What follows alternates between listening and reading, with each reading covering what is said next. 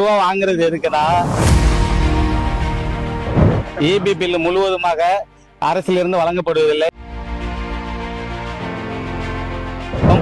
அரசு கொடுக்கிற வாடகை இல்லாமல் இன்னும் கூடுதலாக கொடுக்க வேண்டிய சூழல் தான் இருக்கிறது.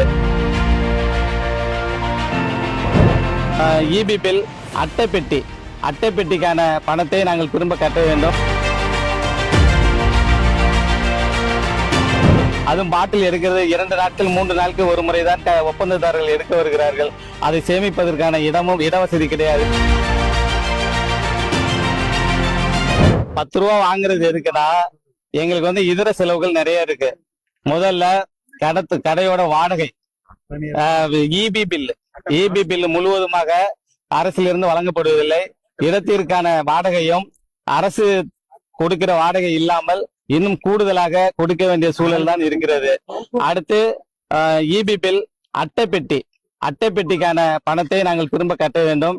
4 பெட்டிக்கு 1 கிலோ வேஸ்ட் பணம் கட்ட வேண்டியிருக்கு.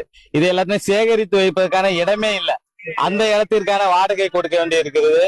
அடுத்து டிரான்ஸ்போர்ட்டுக்கு சரக்கு இறக்குறவங்களுக்காக பணம் கொடுக்க வேண்டியிருக்கு.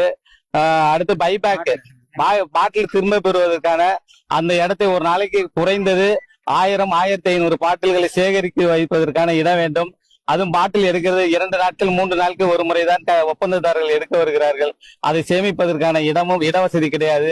அதற்கான இடத்திற்கான வாடகையும் நாங்களே